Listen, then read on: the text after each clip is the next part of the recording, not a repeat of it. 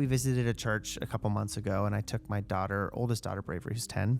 We were driving back to the place we were staying, and I was like, "How was service?" She said, "It was weird because like none of the kids in there know, like the way she phrased it, no one knows how to worship. I was the only one who wanted to like close my eyes and raise my hands." How do you help kids pastors and teach leaders how to teach kids to enter into worship? What I would encourage leaders to do is think of it as starting to draw a box around worship. And like, you have to assess, do your songs need a major overhaul? That's a great first step. Also, like, who has been leading worship? Your work is never done, really, in that evaluation process, and just helping your kids grow their heart of worship. I think the biggest factor for me is... Hey everyone, welcome to the Amazing Kids Men podcast, where we talk to awesome people, amazing people, who are doing amazing things in the Kids Men space. And today is really exciting because we have a repeat guest. It may be our first repeat, actually. I think you might be our first repeat. Oh my goodness. Yeah. So like, what a treat. And so please welcome back to the Amazing Kids Men podcast, Yancy. And then we'll insert applause and cheer. We'll fix it in post. But hi, welcome. Thank you so much. Thanks. I'm happy to be back with you. I'm so happy you're back. And it's been almost a year since we did the last one. And a lot has happened in a year, as it usually does. But you've been doing a lot. What have you been up to since you've been out? I have been doing a lot of live events. A lot of live events. Yes, leading worship, doing family concerts, doing preschool concerts, and just having so much fun, helping families create memories. Yeah. And having the churches that are hosting those events just make time and space for that. It's one of my favorite things. Maybe people don't know that you do this. You do, like you just said, like preschool or like the concerts. What does that entail? Because it's actually my favorite thing when people post about it to get to watch. Like, tell people what that is. When you come in and you do the concert, what is that? What does that usually like bring into the church for these people? Yeah. Well, I mean, it's always an aha moment for those parents that are there attending with their kid, because it's kind of like them getting a sneak peek behind the curtain of like what their kids experience in those classes. And oftentimes like what that particular children's ministry is doing in the space of worship with their kids and whatnot. So it's me coming in and doing a concert, just like you had any concert you would go to. Yes, yep. Doing all of the songs. And so sometimes that's specifically focused on like preschool or younger kids and just only doing little praise party songs. Oftentimes it's more of a family concert feel. So it's doing some of the preteen focused music that I might do, singing That's My King, singing Holy Forever, all those kinds of things. And then some little praise party mixed in, but really making space for all the families there. But the thing that has been so exciting for me in the last few months as I've toured is there have been people at the events that I've been doing that have been driving like 1, 2, 6, 7 hours. Does that shock you? Like, are you ever just like, is it like, I mean, it's obviously honoring, but are you like, wow, like. Well, here's the thing that it's highlighted to me is that I think especially in the last 5+ years, churches just have changed what they're doing. Yeah. And in many cases, it's a lack of what they're doing. And so the fact that parents are driving that many hours to come to some of these events tells me that it's not just unfulfilled dreams in my own heart of what I want to see happen for families in the entertainment space and even in the worship space, but it's unmet needs in the body of Christ, because Christian parents want Christian events that they can take their kids to. Yes, they do. And there's a lack of those. And they'll travel 6 hours for them. Yes. Yeah, that's awesome. Yes. It really does highlight, like, if parents are willing to do that, they're looking for an opportunity to get to worship with their kids, which is cool. Yeah. And you show up. I've gotten to experience some of it, but you like sometimes it's lyric videos. Yeah. You're always leading live. Like it's really cool. So you didn't ask me to plug this. I received 0. I don't have an influencer code. But you should book Yancy. We can make one. Yeah, okay. I would love one. Thank you. Yeah, like and subscribe below, and don't forget to use my code. Yeah, Tyler 20. Yeah, Tyler 20 when you're checking out to book Yancy. Yeah, it's great. I'll get a kickback. And so No, that's really awesome. And then you also launched a podcast since the last time we talked. Stained Glass. Well, yeah, it's just been, the crazy thing is it's been going like for a year and a half now. Yes. Yep. Which is wild. And so love it. It's weekly conversations that I'm having with pastors' kids. Age range so far 17 to 70 years old and everything in between. And it's just insightful conversations. In so many cases, there's so much wisdom that these PKs and MKs have from their experience and journey. And so it's amazing stuff to learn from as a parent if you're pastoring ministry kids. Right. But also as ministry leaders, it's like a silver platter of case studies to learn from so that you can disciple those kids that are coming through your kids' ministry, coming through your student ministry better. Just because their last name is on payroll doesn't mean they get a, get out of jail free card. Yeah. And so it will just open your eyes of better ways to disciple them and love them and be a friend to your coworkers' kids. That's really cool. I think what's really encouraging about listening to it, one, it is sobering to hear different people's lived experiences of growing up as a ministry family, as a lot of people do. But what's really encouraging is most of the guests, I say most because the ones I've listened to, you could be like, oh, there's a couple, but like the ones I've listened to, like they're still in love with the church, like, or they love Jesus, and they haven't let the experience or the disappointment that came in a lot of their experience push them away, but they have a heart for the church just to kind of like, hey, could y'all look at this? Like, it'd be awesome if we could do something about it. So, yeah. And oftentimes they're highlighting things that their parents did really well that encourage that. Yeah. And sometimes it's how their parents modeled themselves not ever giving up or stopping loving the church. Yep. And, in some cases they're highlighting something that it's like, I really wish I would have had my dad do X, Y, Z. But it's just stuff to learn from. And my whole goal is to build a healthier church. And so that's Amen. Why I'm sitting at the table having these conversations. I'm with you. Yeah. It's a good listen. How do people listen to that if they want to listen to that? You can go to stainedglasskids.com or just in your podcast app, type wherever in you listen to Stained Glass Kids, Yancy, you'll find it. Okay. Yeah. It's a great podcast. It is. It's one of my favorite topics. Like, love the church. Anyways, we know that kids ministry leaders are always trying to figure out how they can get the most bang for their buck when it comes to tools and curriculum. At Amazing Life, we believe the world's greatest mission deserves the world's best tools. And that's why we're constantly adding more to Amazing Plus, our complete 0 to 18 ministry strategy.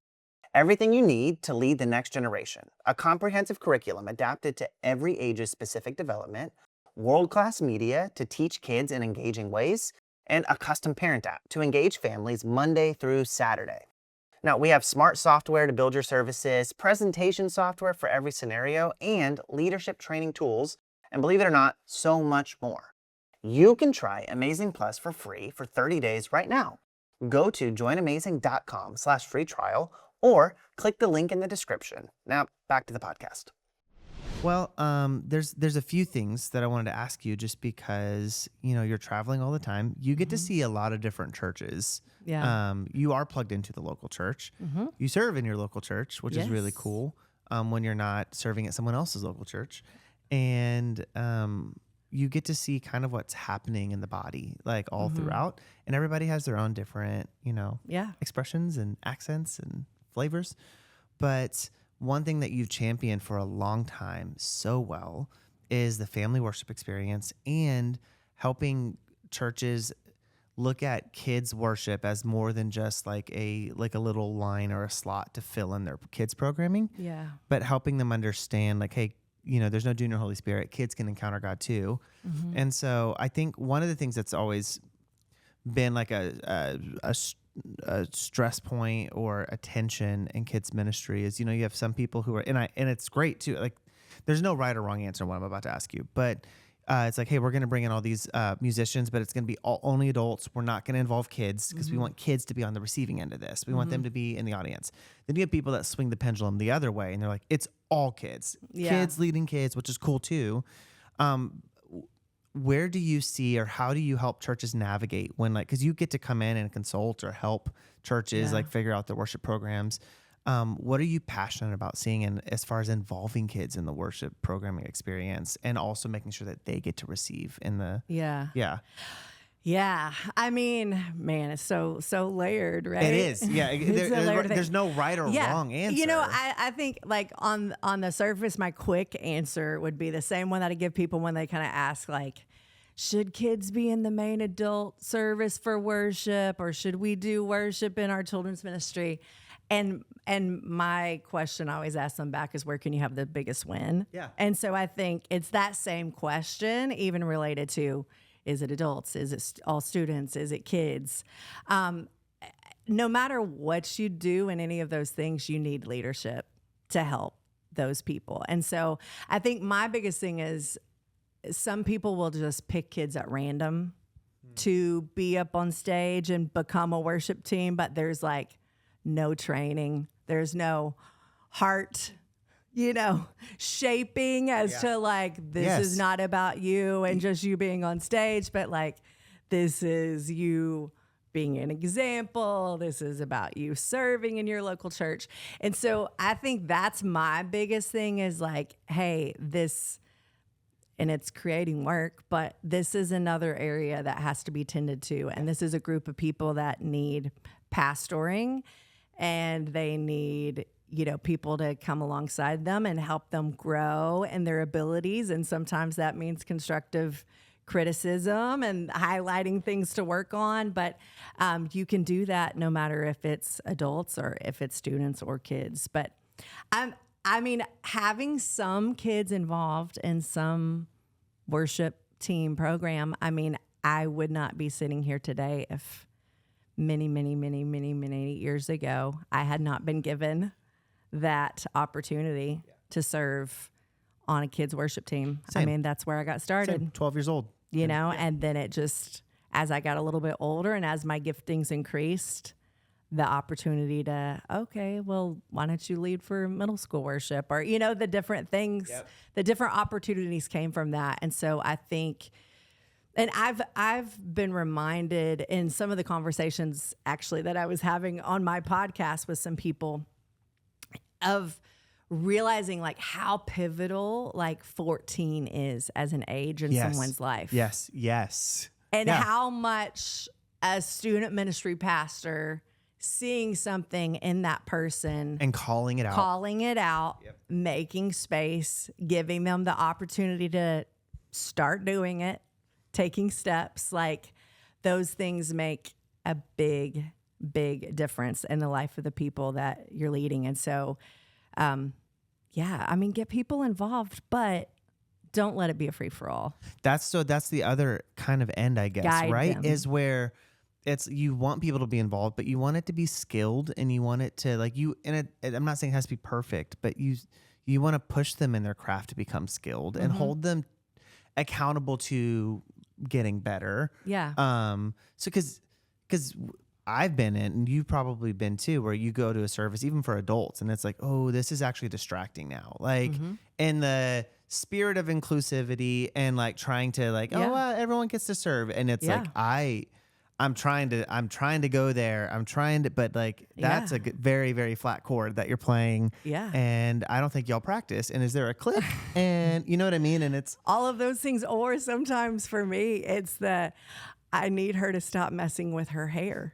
Oh. I need her to stop messing with the pacing, her in-ear monitor. The back and forth. That is distracting me from worshiping the Lord right now, because you are so anxious that you can't keep your hands off your hair. But there was I've had that problem. There was this book back in it's an older book now, I guess. Like, it's funny I say that. But did you ever read Heart of the Artist, which was like a... I know what you're talking about. I don't know if I actually have read it, but I know what you're talking about. I did that and started taking kids through it as well at one point, because it was such a great... I mean, I don't even know if it's still in print or being sold anywhere, but it hit on some of the things you're talking about, where it was...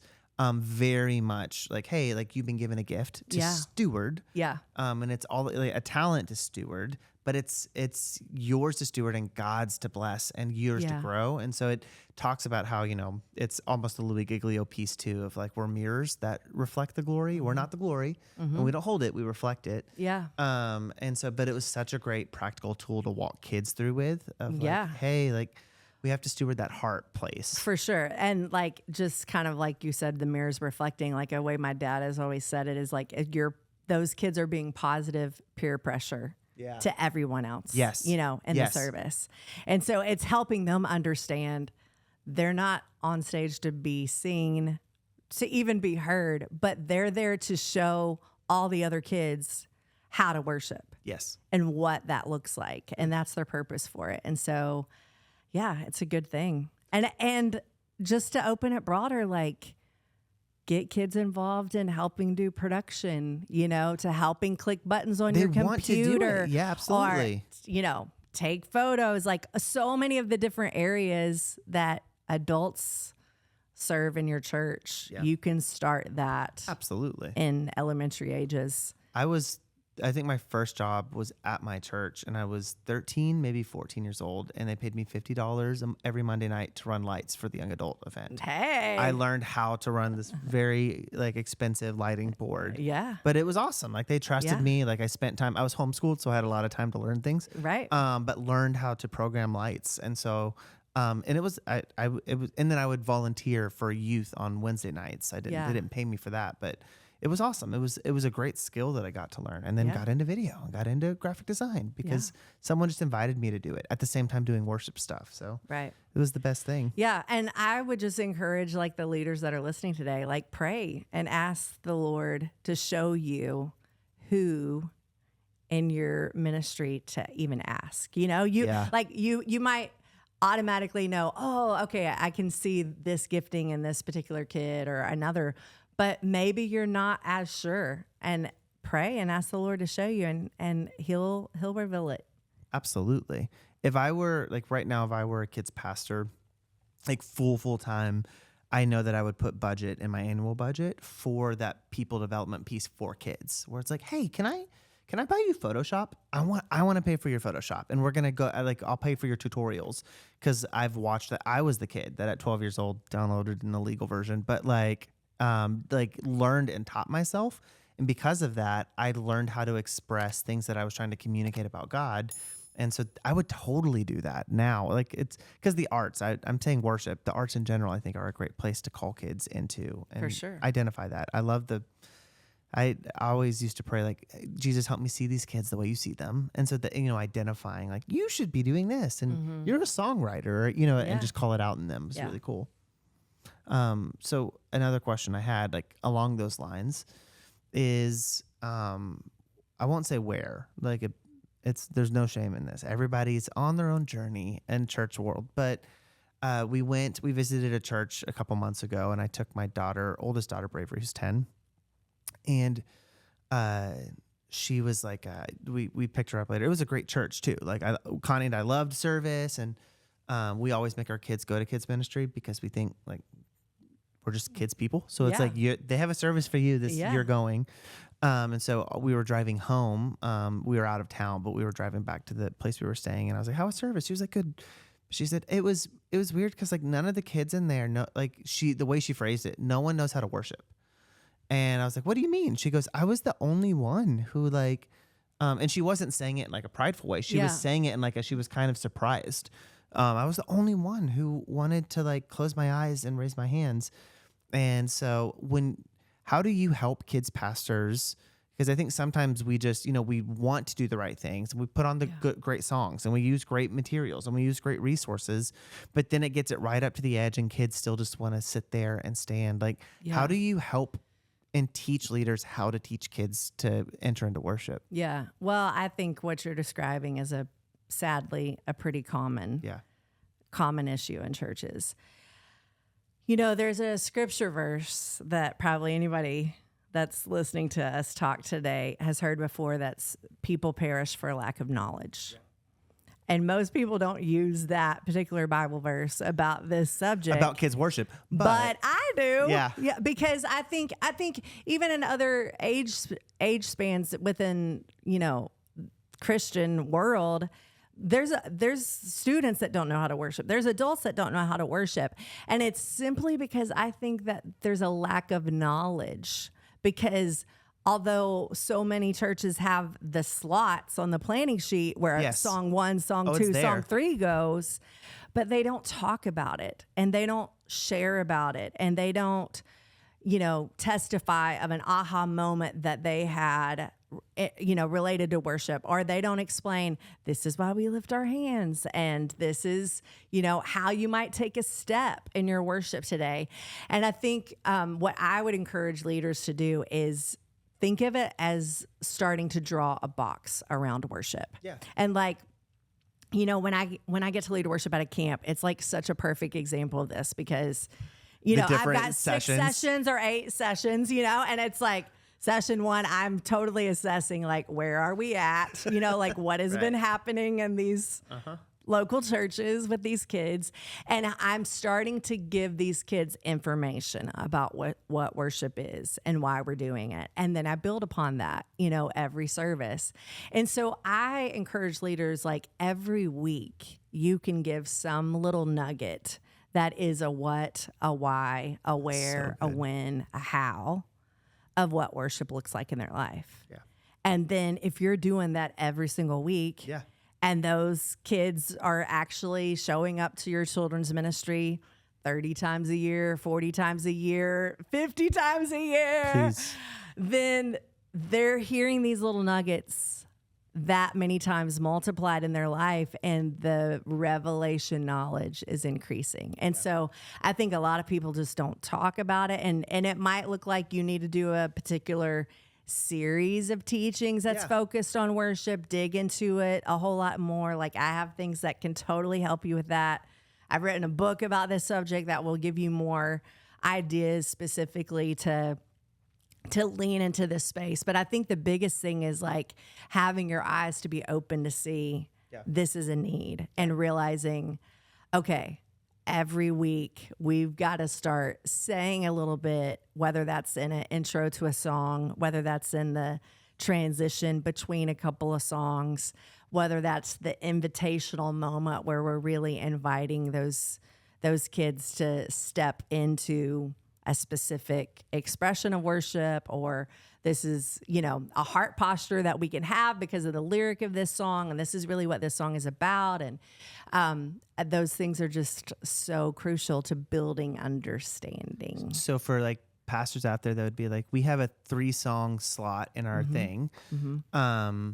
But kids really right now, like, they only respond to the first song. What would you, like, would you say, hey, go down to 2 songs and, like, work really hard on engaging them in 2 songs and then go to 3, or, like, be really intentional with those 3, like, transitions? Man, it's so many things, because I think you have to assess, okay, do your songs need a major overhaul? That's a great first step. That's, like, you have to figure that out. Also, like, who has been leading worship? Like, do you have a person helping with that? Or are you just pushing play on whatever video resource? You should. And walking away? I know some people have to, but that's never the ideal situation. Yes. Yeah. And even for those people that are like, I'm not musical, I don't need to be singing in a microphone. I get that. You can lead, though. But you can still pastor those transition moments. Worship leaders I've ever seen were not singers. They were just leading those moments in between the songs. Yeah. So I think you have to assess some of those things. And I think you have to just realize, okay, I don't know that it's the amount of songs that's the right or wrong answer. Are we asking the here. right question here? Yeah, but are you teaching them something that, and then giving them the opportunity to act on that? And to realize that, like, I will encourage leaders too. It's kind of like your flower bed. Yeah. Like, we all would love to, like, have Yard of the Month in our neighborhood if our neighborhood gives out that award. I know some do. Yeah. But, like, it's an ongoing process of keeping those weeds out all summer long, right? Yeah. It's an ongoing process of digging certain things out, planting new, adding whatever plant food or fertilizer, watering as needed, going in and still doing the hard work, to keep plucking those things out. And so I think all that to say, like, your work is never done, really, in that evaluation process, and just helping your kids grow their heart of worship. Yeah. But yeah, it might be a season that you strip it back so that you can really go in and teach them some specific things. But I think the biggest factor for me is people perish for a lack of knowledge. And so if you haven't given them the information to help them have an aha moment of, oh, so this song actually matters. And if I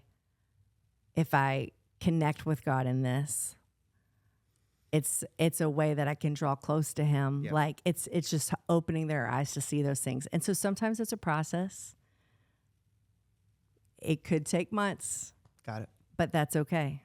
And just keep building upon it. How deep, like this, because I get this question a lot, and I'm asking you this question. How some people sometimes ask, like, how deep can kids go? Like, where's the balance between, like, we have new kids that come in and we don't want them to be, they don't ever say freaked out, but we don't want them to be uncomfortable, but also wanting our kids to experience the presence of God. Like, how do you keep that balance in there? Like, what would you tell a kids pastor? Well, I think it starts with you as a leader being intentional and caring about this area, praying into it, asking the Lord as you do pick and play in those songs, which ones he wants you to sing that week. What does he want you to say in that transition? If you will invite him into the process, he will lead and guide you to give you those steps to help your group experience that. And my whole goal in life is I want to help kids taste and see that he is good so that they will hunger and thirst for more of him. Mm-hmm. But we have to make space in our ministries for that to happen. And if we're only doing some high energy song that just has a great dance routine and there's a whole lot of energy. If someone just cracked the door open, looked inside and was be like, oh yeah, our children's ministry is having such an amazing party. Yeah. Right. Yeah. But that's not necessarily it if they also don't know in this season of life how to engage with Holy Forever. Yeah. And the truth is it's a pretty special song that just about any group of kids I've ever witnessed will lean into and step into. But so many of our churches are not ever even making space for that type of song to actually happen in their children's ministry. So start there. I really like it. Well, here's the thing is I'm bringing us back up. I know I dragged you down into the weeds of so many things, and that was so good. So thank you. But one of the things that's happened in the past year is we got to partner with you and put some of your songs on A Play. Yeah. And we'll be putting more and more and more. And who knows, maybe some Yancy exclusives that we'll just write specific. I don't know. Like that would be fun. The young kids say, watch this space. So, but what's been really cool is people, I think it's really great. And I say this all the time, kids pastors are some of the most creative people on the planet because they'll take a pool noodle and a sock and make it like the greatest experience for kids somehow. Yeah. You know what I mean?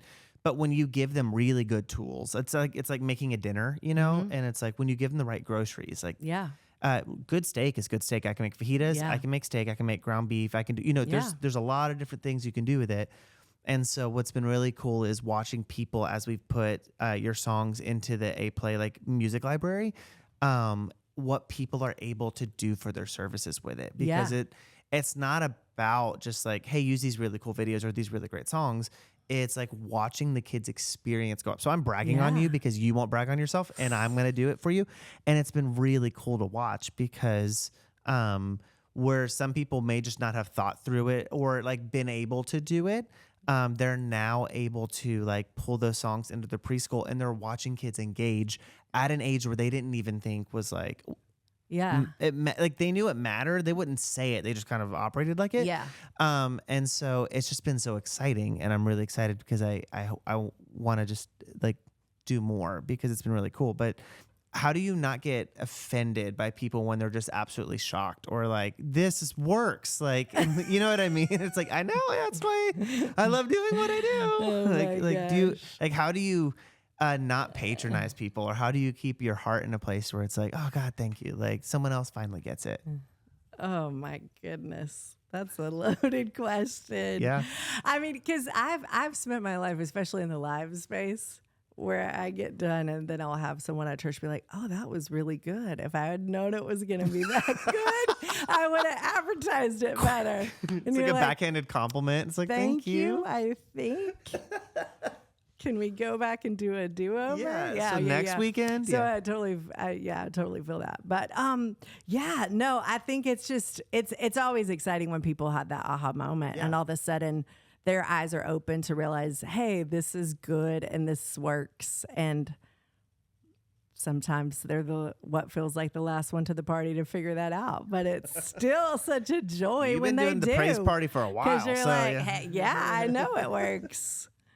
That's the thing. And there's something, beauty to things that are tested, tried, proven, and you've got the results that show, hey, this is intentional and this was created a specific way, calling for action, using the right vocabulary, keeping song length in mind, like all of those things. Like, hey, it's like a chef that would be on one of those reality cooking shows.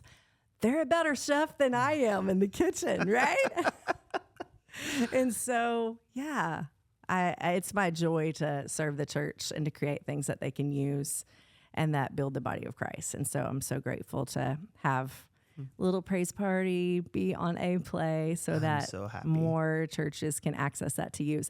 And can I give a little idea? Yeah, please. One, obviously you can use it in your actual service time, but also I know of churches that just have that roll in when kids are getting dropped off for class. Like a pre and post type of absolutely. Playlist. And just let that be on the TV as they're still getting settled. I would totally as do that. They're doing a coloring page, playing with their friends. Because one, it's a great way to teach them songs, but also it's just worship happens and that the truth that's in those songs get planted in their heart, even in a moment that it feels like, well, we're not completely being intentional about helping them worship in this moment, but it's getting in there. And music is so powerful. I love it. So if I'm a church and I want to contact you or have you come do worship for our families or for our ministry, how do I find you? You can go to yancyministries.com/events specifically about that thing. Great. Or hop on Instagram, follow me at Yancy, not Nancy, send me a message. Okay. And use the code Tyler20 for 20% off. Whoa! I don't know if it's 20% off. I really don't. It could just be a number, but we'll see. But no, for real. Thanks for coming back on. You're literally our first, and you'll probably be our first three-peat, to be honest. You'll be back, but I'm here for it. It's always great when you jump on. So thanks for jumping on today. Thank you for letting me come and hang and sit with you. Anytime. And everyone watch this space. There's more to come. Okay. So yeah. All right. We'll see you guys later.